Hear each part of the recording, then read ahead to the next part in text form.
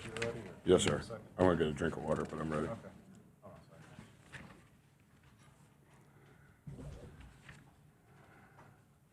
second. All right. All right, Harrison. We're going to Harrison on the right here. Hey, Buzz. Yesterday we talked about the job that it would take on both the offensive and defensive glass to pull this one out. I think you guys did pretty well in that regard. What was the game plan to slow down Steinbach, number 6, specifically? Because he obviously is, I think, leading the Big Ten in rebounding. Yeah, like some of the things that we've talked about this month, I think of all of the deficiencies and the things that we're trying to fight against, the one thing that correlates on both sides of the ball is our defensive rebound percentage and our offensive rebound percentage. And without explaining too much so that it doesn't get too long of a diatribe, we grade every possession. We call it rebounding effort. We've done that the last 7 years. There's a lot of language involved. There's a lot of technique involved. None of it is like otherworldly, but I think from an accountability standpoint, what we've tried to do, we're not there yet. We're broaching it. But if you think of offense as one thing and you think of defense as one thing, what we've tried to do is almost split it in thirds. It's offense, it's defense, and it's rebounding. Other than field goal attempts, rebounds are the second highest volume thing in the game. And so we assign certain guys certain responsibilities relative to offensive rebounding. And then from a defensive standpoint, what is the responsibility of the shooter? What's the responsibility of the other 4? And when we play a dominant rebounder such as 6, there's different language involved. And I thought our guys were tremendous in executing that. 85% defensive rebound percentage, 44% offensive rebound percentage. It at least gives us a chance. As long as there's not an outlier stat, it gives us a chance to shoot more balls, which we have to do. If we play with a low turnover rate, gives us a chance to make more free throws. It's the one thing that is impacted on both sides of the ball. And so there were other good things that happened, but it's the one good thing that happened on both sides of the ball. And we saw an uptick in Guillermo's minutes, and Darius only had 9. Was there any particular reasoning with kind of those two? Personally, I thought Willie was the MVP. I don't know what you saw, and that's not to be negative towards DA. I love DA, but every possession is so monumental. And we're playing with 9 guys. George came back, which was good. His 10 minutes and 3 rebounds were really effective to give us some physicality, particularly with Solo's foul trouble. We're very reliant on Colin over the last 3.5 weeks. That's helped us. But relative to the margins that we're fighting, we're not in such a position that we're held hostage to any player, regardless of name. We're held hostage to their ability to execute what the game plan was. I think Willie has played 9 minutes this month. I don't think he's ever scored a point in Big Ten play. I think he was 0 field goals, 0 free throws. I think he was averaging 0.6 rebounds. So for him to step in and play 27 minutes, I thought was monumental. Go to Sam on the left. Buzz, it seemed for so much of the night, Andre Mills was really forcing the issue, struggling to just find the bottom of the net when he would get into the interior. And then obviously hits 3 of the biggest shots of the game near the end, the free throws, and the dunk. Just curious, what was your impression of the way he stayed cool, calm, and collected through that, and just your evaluation of how he played tonight? I think there's some volatility when you're a freshman, particularly when you're more downhill than anything else. At Rutgers last week, he was 3 of 14. And then in Evanston, I think he scored half of our points, half of our free throws, and half of our threes. That would have been an outlier stat relative to his three-point jump shot percentage. I thought that kind of opened up the game for him. He's been very consistent with our staff, he and DA, as I've mentioned, in working on two-footed plays. I think this tonight would have been his highest number of assists in his career, probably his highest number of turnovers. We're getting better at the first side drive. Our movement on the first side has improved. We're still a little too anxious once we get them into rotation, on keeping them in rotation, not Washington, just in general. So we've that's almost become a division of what we're doing at the start of each practice, is working on first side, second side, into third side movement, because we don't have anybody to throw it inside to. So our paint touch has to occur off the bounce.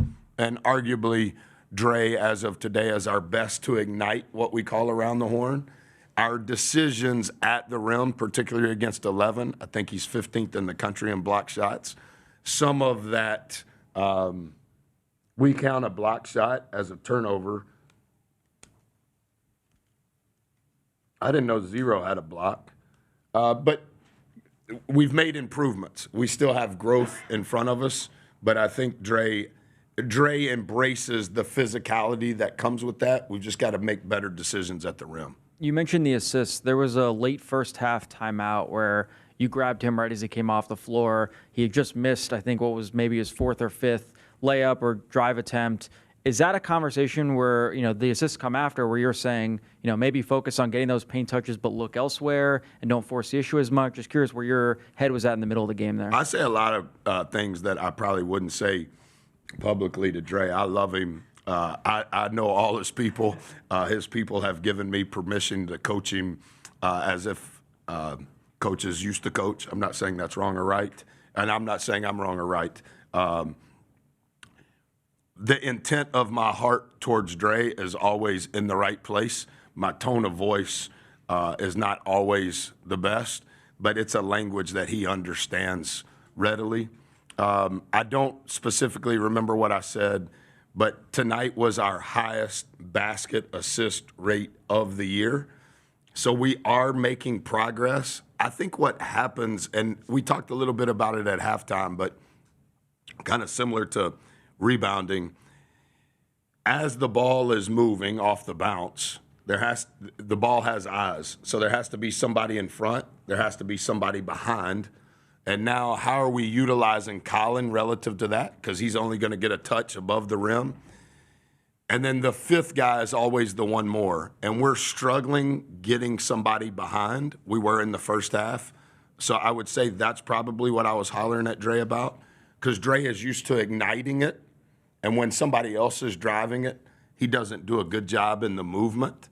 But when it comes back to him on the second side, now it becomes even better. And so if I was guessing, that was probably what I said. And then my last time out when I was screaming at him in the game, it was because of the same sort of genre of conversation. Yes, sir.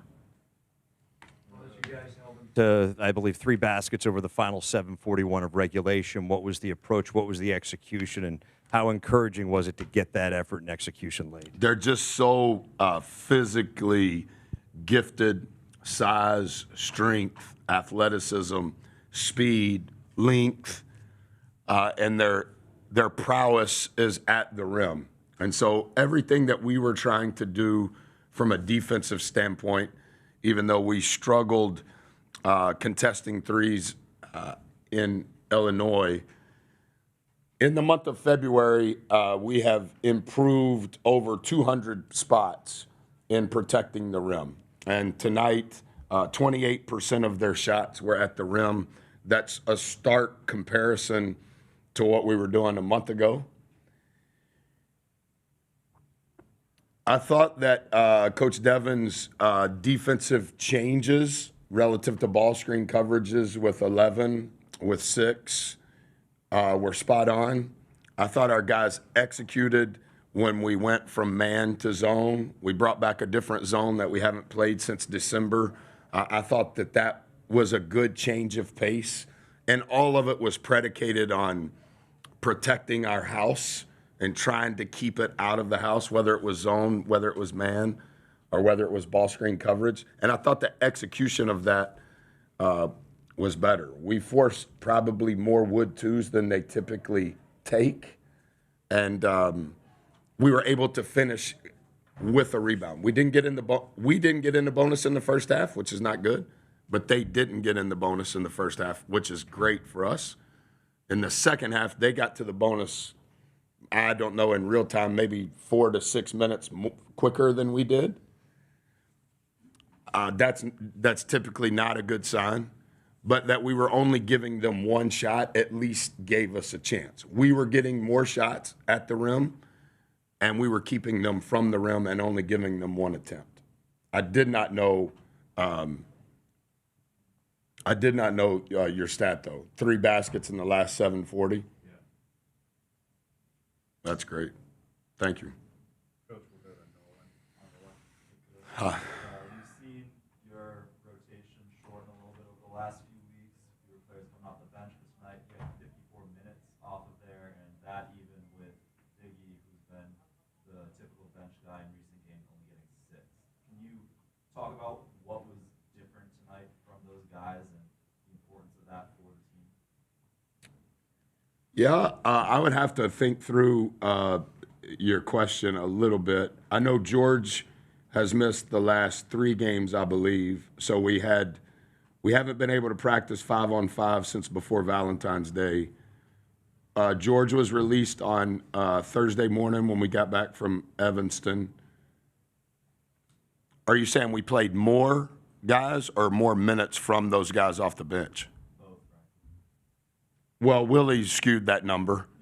Willie ate up some of those minutes that were going elsewhere. But similar to what I said, I'm thankful for all of those guys in their heart and trying to have resilience through all that we've been through. And I think the teammate that Diggy was, the teammate that DA was on minutes that were typically theirs that are going to Willie, they were probably more vocal than Willie is when Willie's sitting on the bench. Willie doesn't necessarily speak English as well as you and I do, but man, I thought he was. I just think he understands space. I think the ball never sticks. I think he understands how to create a shot for somebody else, and there's a chance that he can make a shot. He's a little oblivious. Like when you say Ken Palm, top 50, he has no idea. When you say Washington, he thinks it means down the street, not a state. He doesn't know what Huskies are dogs, in a good way. Like he has a really good demeanor. He's probably the most beloved teammate in our organization. They were celebrating him when I walked in. Like I thought he was the difference. And if Watts was the difference, or George is the difference, or Colin is the difference, within all that we've been through and the margins that we're fighting and the things that we're measuring, whoever's doing well, I keep doing well. And if I can sub you out to get a drink of water, or I'll call a timeout so you can take a break. I mean, I think Dre's played more minutes in the last 3 weeks than anybody on our team. I wouldn't have thought that in January, but I also think his efficiency in the month of February drastically different than any other perimeter player on our team. And so it's not specific to, well, he's a freshman, no, who can help us relative to executing the plan and giving ourselves a chance to win?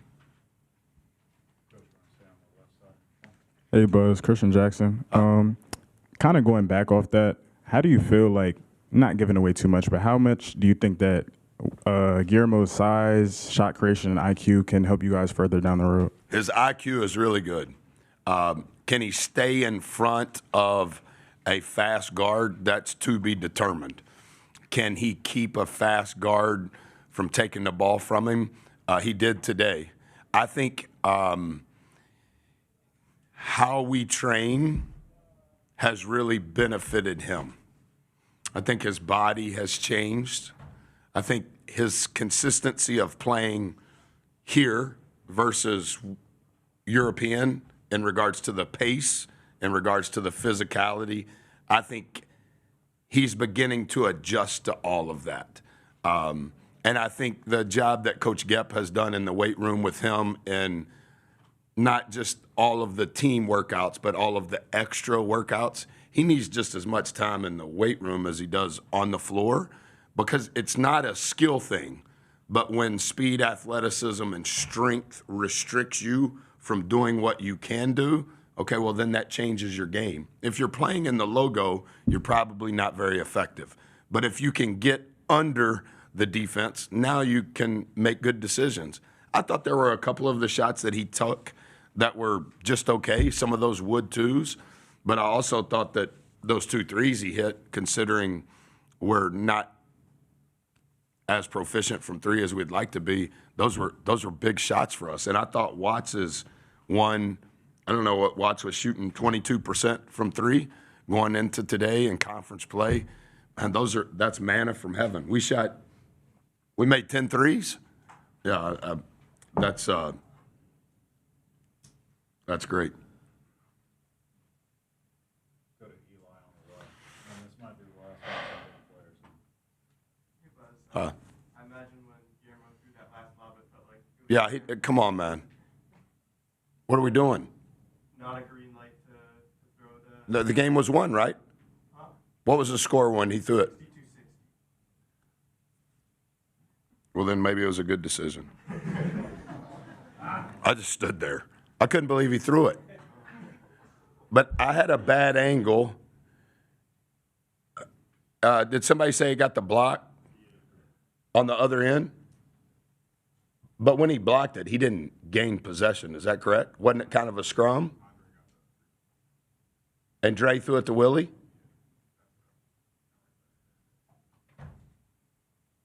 I'll have to watch it. And I don't know, not being sarcastic, I guess they would have had to foul, right? Right. Yeah, I'll have to think through that a little better. So I'm glad it worked out.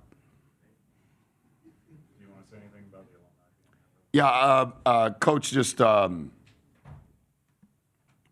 mentioned it to me. I know I said it in here yesterday. There were about 75, maybe more, alums that were at practice yesterday. I didn't think practice was very good. They probably didn't either. There were a bunch here this morning at shoot around, and now we're going to the event. It's just been, for someone that's new, to better understand the people that have planted and created the sustainability of the program. It's just, I'm excited to take a shower and go up there. All right, I'll have players in next. Thank you. Yeah, I'm sorry. I'm so exhausted when I come in here. I'd probably do better if it was like baseball and just do a pregame deal and then send an assistant in here postgame.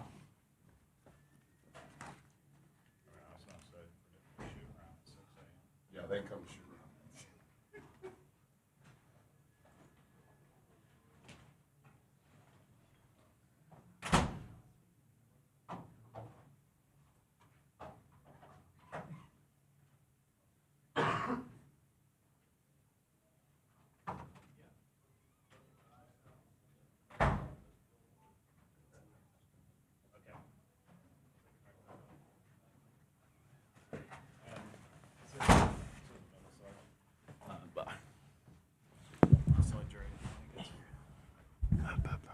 All right, we'll go ahead and start with Solo. So third straight game with 14 rebounds. What was working on that, and especially on the offensive glass against a much taller front court? It was really the pressure that Colin put on the rim. It was a lot of like double mashing on him, so I was just running it free with a little guard on me, and I knew I could get that rebound over somebody that's not my height or even taller. Go to Christian here in the front.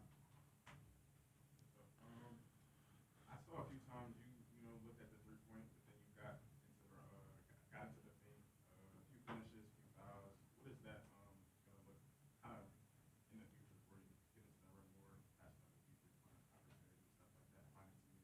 That's just me playing towards my strengths. I know I'm not the best three-point shooter. I'm capable, but I'm way more comfortable getting to the rim, playing in the mid-range area.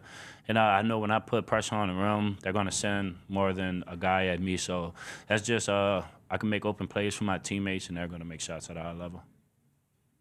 We'll go in the back here on the right. Solo, Steinbach came into today leading the Big Ten in rebounds. What do you think you guys did to be able to shut him down and only get 3 boards? We know he's in the top percentile and rebounding within the country, not just the Big Ten. So coach stressed that we had to hit him with 2 people every time the shot went up. So we just executed that at a really high level tonight.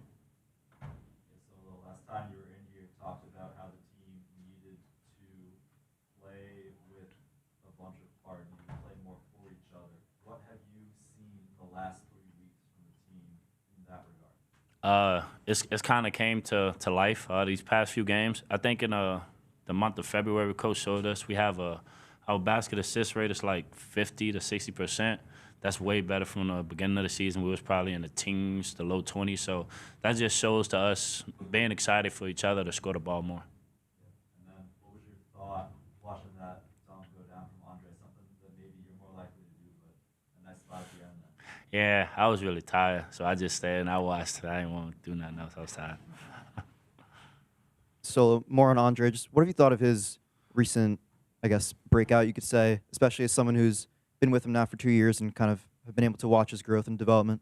I've always seen it in Dre. Last year he used to give us problems, and last year we were a top 10 defensive team all year last year at Texas A&M. So I always know what Dre is capable of. It's just him playing within himself, playing at his pace, not being out of control, and just staying within the game. Don't play the mind games with the referees, the other players. Just be who he is, and this is who he is.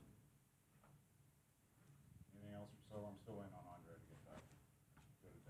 Solo, you guys held them to 3 of 12 shooting over the final 7:41 of regulation. What was the defensive focus? What was the execution today, in your opinion? It was just showing them different looks. We ran different types of zones, matchup zones, man. Just not giving them the same diet. They're a really good team. They are. The record might not show, but they're a very good team. They're talented. They have good players. So us switching up the zones, the mans, it threw them off. Anything else for Solo? All right. Thanks. You guys need Andre or yes? Yes.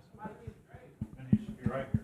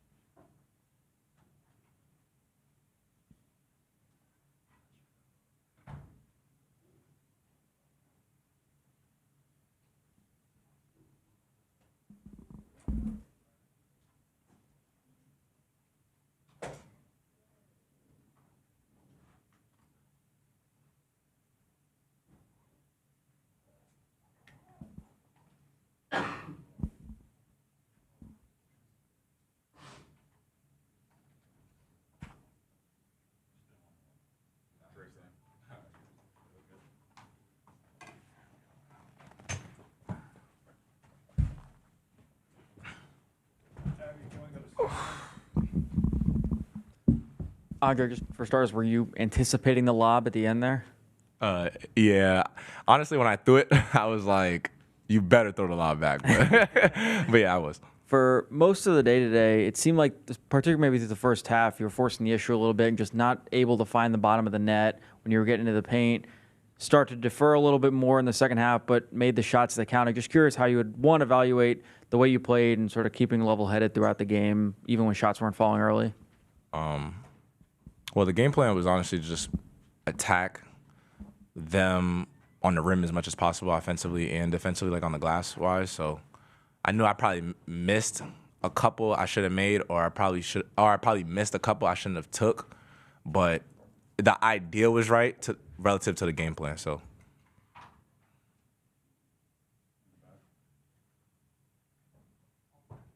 Andre, for the third time in the last 4 games, you've scored more than 20 points, but tonight, every single player who played recorded a point. Kind of, how do you guys continue to find a way to have you have success, but also spread the wealth around? Well, that just goes into, working out every day, working on the little things. So now I've also been working on, like, my reads. I knew they were going to be in drop, and, most teams in this league play drop. So I knew, obviously, Solo's one of the most athletic players in this league, so I knew if he gets his 2 feet in the paint and he just pump fakes a couple times, they're going to foul him or make it. So I was looking at that pass a lot. I knew E hit a couple threes early, so I was trying to find E like as much as possible because I know once he gets a couple threes going, he gets really hot. And just really spreading the wealth. I think, honestly, Willie helped us move the ball more than me, honestly. I think his presence and him playing those minutes really helped us today. Andre, those free throws with 57 seconds left to put the team ahead for good. How how does it feel to have made such huge plays at that point in time? Don't think, just make it. And then defensively down the stretch, you guys held them to 3 baskets over the final 7 minutes. It's one thing to approach, but it's another thing to execute. What was the execution down there? Just focusing on, the things that we're supposed to be doing. We, once again, I know I said this before, but we're in a month called Foundational February. So a part of Foundational February is mental stamina. And, we have replicated those situations in practice, like being down 10 or being down 5, or like, I don't know, 4 fouls, 5 fouls. The other teams in the bonus, we're not in the bonus, and just different scenarios like that will help us, get a better picture, understand like when it comes to life and it comes in a game, we know what to do. Hey, Andre, you had the team's last 7 points. Is there, I guess, a certain pride that you take from having the ball late in these close games? Honestly, I didn't even know that until we got to the locker room and my teammates started telling me that. But honestly, no, not really. I just want to make the plays that we need to win. Honestly, I don't really care. And then can you talk a little about Solomon Washington's impact, how he kind of fuels you guys with his rebounding abilities? His energy is unlike no other. I really appreciate Solo. I'm going to miss him a lot. His energy, his spirit, his heart, his care, his passion is applaudable. Andre, Buzz just said that your people have given him permission to coach you as if old coaches used to coach. I know in high school you also played under a couple of similar style coaches. Do you like being coached in kind of that style and manner? Well, it's kind of all I know, honestly. But, yeah, I would say the style is similar. I think the message is different, but the aggression, the passion, it's all like kind of like the same. So I've never, or as I got older, at first I had like my hitches with it where it's like, why are you yelling at me? But now it's like, no, I received the message and I understand the message. And, I messed up. I think I messed up a play late in the game for a possession, and he screamed at me. But I was like, you know what? Like, you're right. Like, I was like, you're right. That was it. Yeah, and I did play football growing up, so it's like, yeah. So. Nolan on the left. Yeah, Andre. Ooh, it works now. Had a lot of points and a lot of minutes from guys off the bench today. Obviously, Willie, the big factor there, but what does it mean to the team to be able to have more of a sustained effort from the guys playing behind you? I think that as the season went on, and maybe we just figured it out a little too late, but I feel like as a group and as a team, we figured out that like every possession matters. And of course the coaches can tell you that as much as possible, but when you're playing in the game, you make a mistake and it's like, okay, he made a mistake. I could probably get one. But that's not the case playing at the highest level. So I'd say that I think as a team now we're finally realizing like, no, we can't make these mistakes. Like we can't give away possessions. And even still, I turned the ball over a couple of times too, and I'm like, we gotta get a stop right now. Like we've been prioritizing on if we mess up, fix it, find a fix. So, but to answer your question, it was really important. I think Watts gave us good minutes. I think like everybody that played impacted the game. So, Thanks, everybody. appreciate you.